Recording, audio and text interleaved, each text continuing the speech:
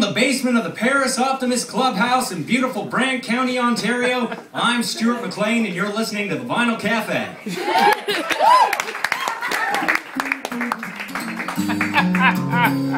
Now, some of you may know about the recent CBC budget cuts. You may be worried about the future of our programming. Well, fear not. Our producer here is taking calls for donations. Any little bit, any scrap of change will help us to continue to provide the same quality broadcasts that give voice to our great nation and bring us together from coast to coast to coast.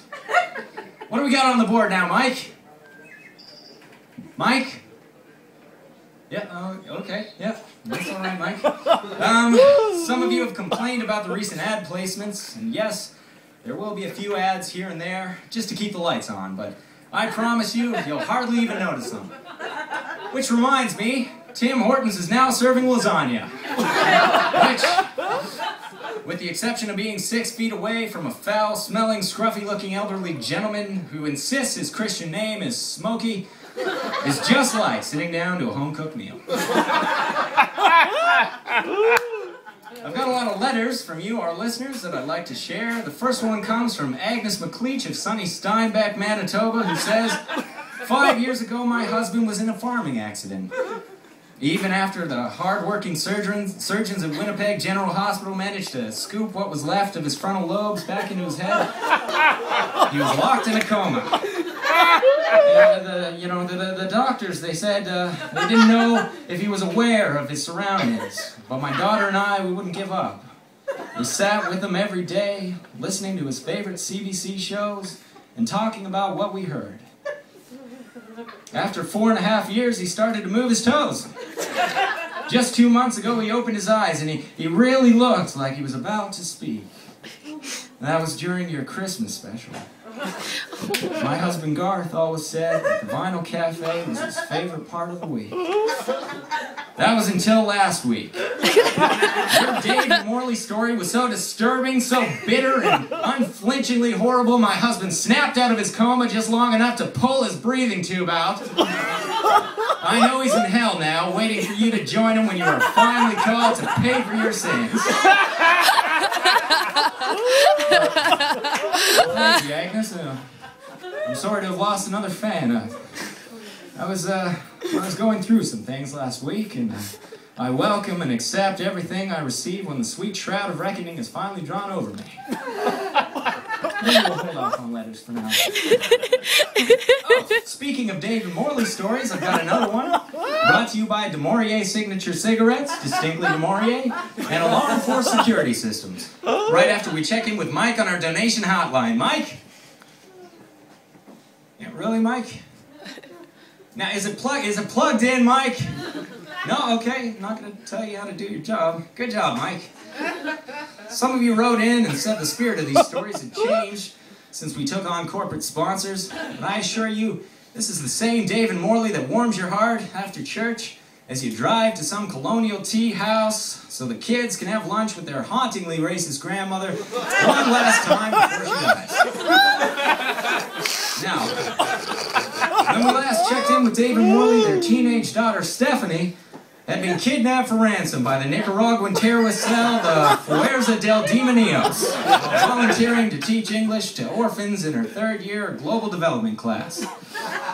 If you remember, their young son Sam couldn't cope. Feeling overshadowed by the looming fear of Stephanie's demise, Sam decided to hang out with some kids he found under the bridge. Dave and Morley didn't even notice he was gone. Spending all their waking hours chain-smoking in the kitchen, drinking cup after cup of black coffee, never more than an arm's length away from the phone. They had quit smoking years ago, but that sort of caution seemed quaint now as they waited to hear the Canadian Embassy secretary tell them that their oldest child had been beheaded on YouTube. They smoked De Maurier's signature cigarettes because they found, in spite of their terror, there's something satisfying about the exceptionally smooth taste of Virginia broadleaf tobacco cut extraordinarily fine. After an eternity and 3 packs of distinctly De Maurier cigarettes, Dave and Morley finally got a call from the Consul General. There was a black van outside their house that would take them to a motel where they could expect a call from La Fuerza. While Dave and Morley were activating their alarm force security system, for peace of mind, before the black van took them away somewhere in an alley across town, Sam, with a piece of rubber tubing wrapped around his young bicep, popped what his new friends under the bridge called his first balloon. "Hello," said Dave into the motel phone. "This is Dave. Who am I speaking to?" "It's your friend in Nicaragua." On the other end, a man in a black suit signaled to Morley that they were tracing the call. "I don't have any friends in Nicaragua, just my daughter, Stephanie, and we want her back. Where is she?" "She is safe," said the voice. "For the time being." "I'm getting too old for this shit," said Morley. "Give me the phone." "Hello? Who is this? What do you want, you slime?" "I want everyone to be happy. My friends in Nicaragua, they want 18 million of your stable Canadian currency." "You know damn well no one in Canada has that kind of money. It's a goddamn recession," said Morley. "This saddens me," said the voice. "It is a terrible thing when a mother should have to bury her own child." The muffled sounds of Stephanie's bewildered screams came pouring out of the receiver. "You son of a bitch," said Morley. "I'll make sure you bleed for this." She slammed the phone down, grabbed Dave, and they ran up the fire escape to dive into the waiting helicopter. "I'm sorry, is this a joke to you? Is this, ha-ha, a joke? Is that what you think? Well, I got news for you, Peter Mansbridge. This is my GD life, okay? I can read the writing on the wall. I know where this is heading. We've lost our listeners. We're selling cigarettes to kids over the internet, on the airwaves. I don't even know. I don't have to ask Mike how the donations are coming in, do I, Mike? Yeah, that's what I thought, Mike. Go home, Mike. Go home. You're not doing anything here but making me sick. Go home alone and moan for man, Mike. Go home and breathe life into your brittle husk of a marriage. You hear me, Mike? It's over. It's closing in, Mike. I can feel it. Let us sit upon the ground and tell sad stories of the death of public broadcasting. There aren't enough prescription painkillers in the world to sedate the black dog snapping at my ass. I can afford them anyway. Last week I stole a canister of laughing gas from Dr. McDonald's dental practice down the road, but it was no use. I just kept laughing at myself.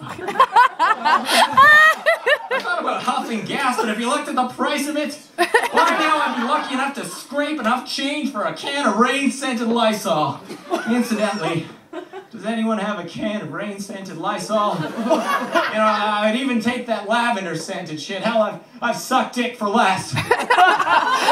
Incidentally, does anyone want their dick sucked for Lysol by Stuart McLean? It's better than an autograph because you can never really get rid of herpes, can you?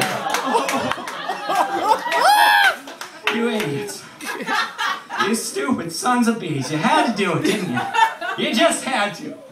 The one time you haul your ass outdoors for something other than krillers and beer, you decide you care about politics. You pack your fat asses into a school gymnasium and install a dictator. Well, good for you! I would be real proud of yourself. Just real proud. I built this show out of nothing. Out of my blood, sweat, and spit.